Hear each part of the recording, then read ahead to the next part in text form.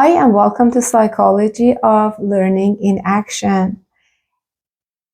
Have you ever wondered why so many kids become bored or very disconnected in school, although they are bright, smart, and very capable? We all know that learning is not simple, it's not just a one step process, and includes a lot of interconnected factors and phases. For example, the student attention is important, their motivation, their emotional status, the connection they have with the teacher, and also the way the material is taught or delivered. And because of this complexity, it's natural for kids to face a lot of challenges. For example, they may not understand the concept because of their prior knowledge or lack of connection with the subject or dealing with a lot of distractions around them. But there is one challenge that rises above all of them. And it's becoming more and more serious every year. And as a matter of fact, I believe it became quite evident after the emergence of AI because kids rely so much on AI applications to get their work done, like their projects, homework, and everything related to school. So we hear from teachers a lot that yes, kids may be sitting in the classroom, you see them quiet, but often their minds are somewhere else. They finish homework, projects, but with no genuine interest or connection to what they're doing. So instead of exploring, questioning, and discovering, they just want to get it done, like get the job done and do something else because they're not passionate about the school.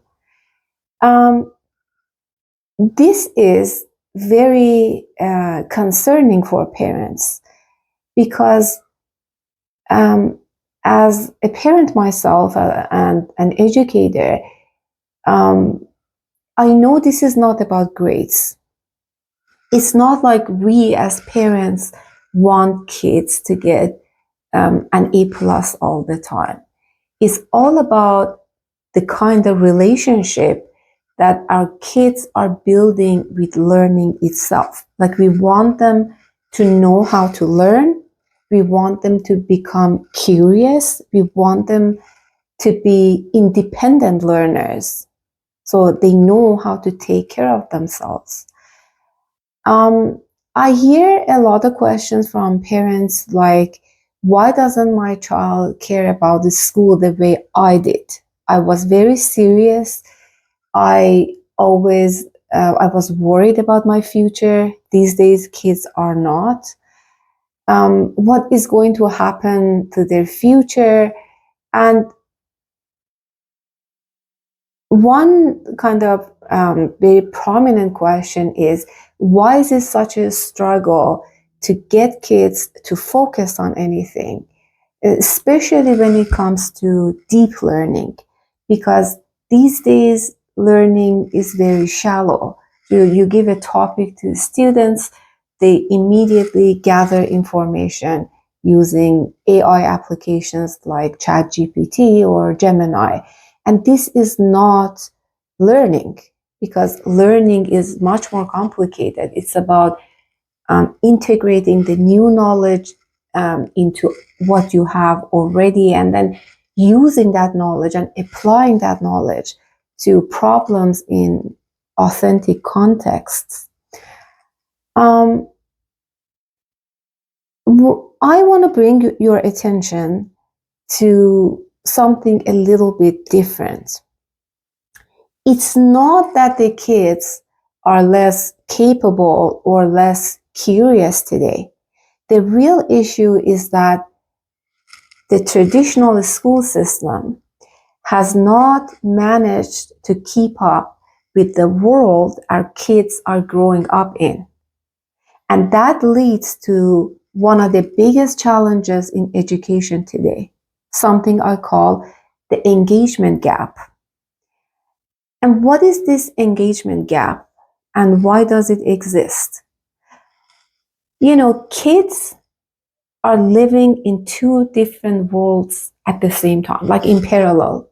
On one side, they have the traditional school, which is all about reading textbooks, doing worksheets, listening to lectures, and doing the assignments, exactly the way we did it in school, which is structured, slow, and disconnected. So they have to learn about a lot of different subjects that are completely disconnected from each other. And on the other hand, they have the world of AI, games, and digital technology, which is fast-paced, interactive, social, and rewarding. So see, like two different worlds, right? In one, they are fully engaged. In the other one, they're not. Most parents only pay attention to the academic world. So they say, my kids are unmotivated. My kids do not have passion for learning. But the truth is, kids are motivated, just not by traditional learning. But why? Why is it that they become so excited in one situation and shut down in others?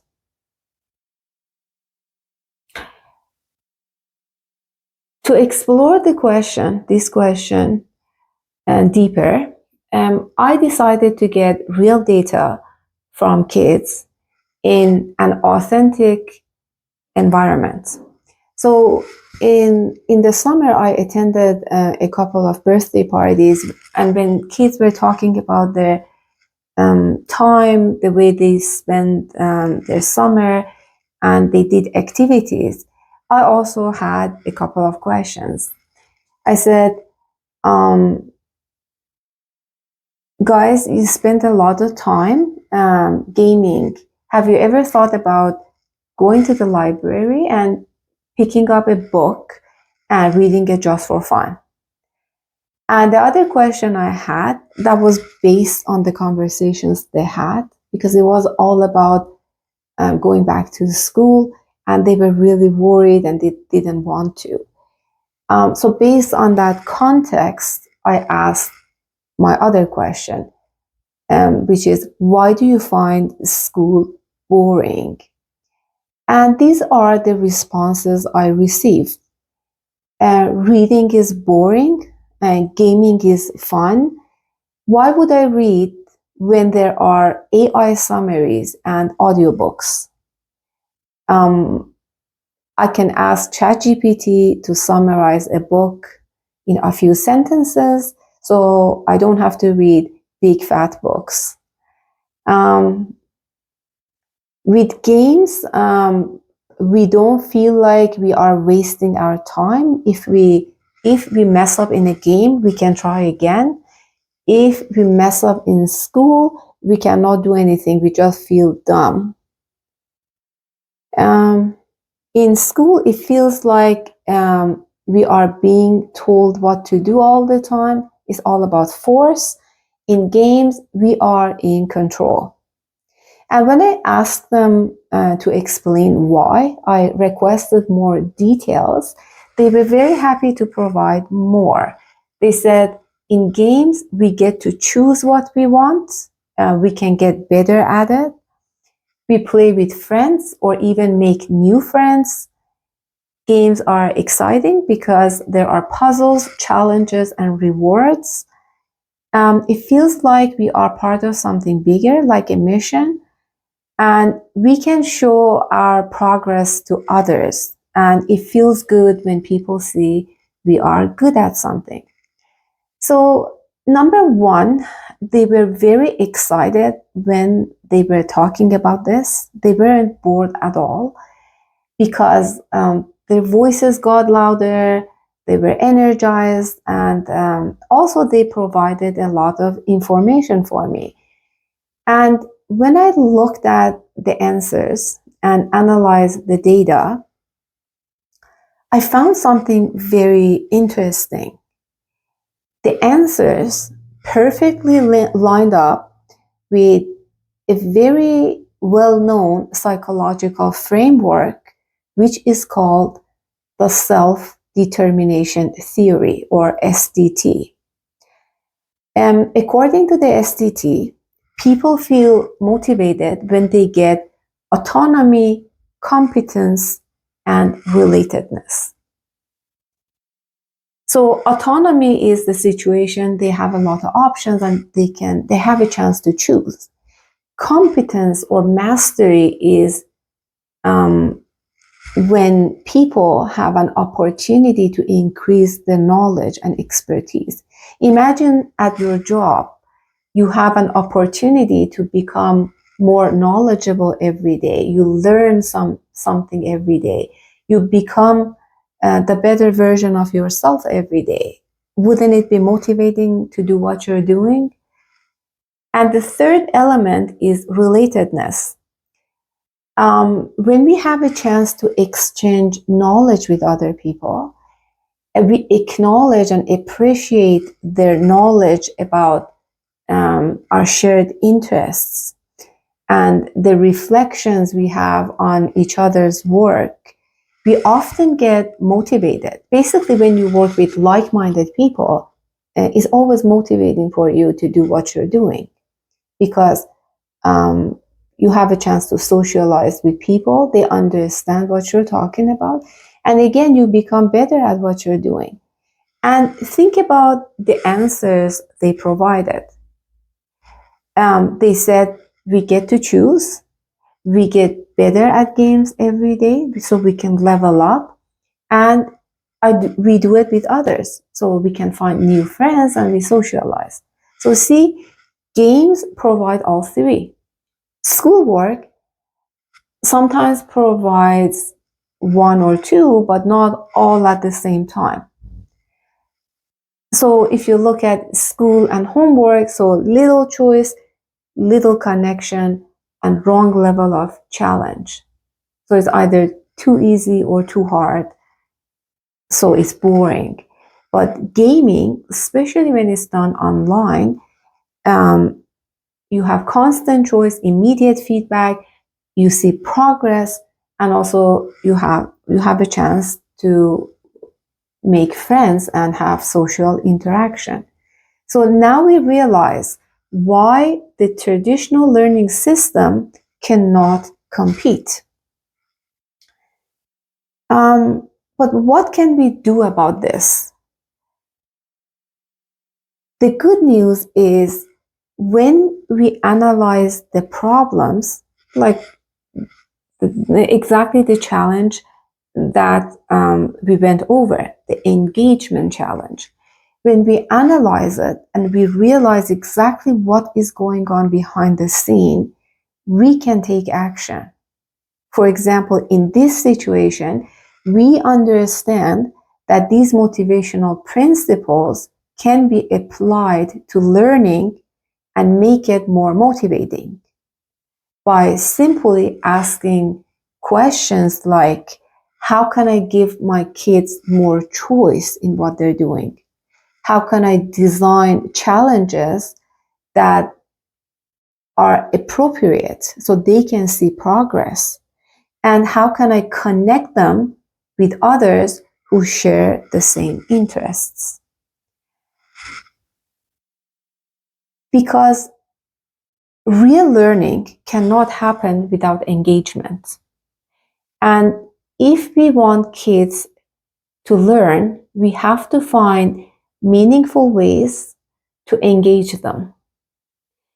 And of course, when it comes to us as parents, educators, and researchers, we also need to shift our mindset about learning because we have a lot of old assumptions, a lot of old beliefs that learning means a lot of studying, a lot of memorization, getting A's and B's on exams. But that's not the whole picture. We have to focus on cultivating skills that genuinely matter in the age of AI, like inquiry skills, discovery competencies, and self-regulation. And most importantly, we want to teach kids how to collaboratively construct knowledge, because it's all about learning, is all about discussion. It's about argumentation, problem solving, and shared reflection, something that AI cannot do it for us. Of course, embracing this shift cannot be quick. It cannot be easy, because, as I said, we have a lot of misconceptions and biases about learning, and getting out of our comfort zone can be difficult. However, I believe change is very possible if we approach it with intention. And for example, if we observe more mindfully, if we listen more compassionately, listen for the purpose of listening and not just giving our ideas all the time. And most importantly, it's very, very crucial that we engage children as active partners in their own learning journey.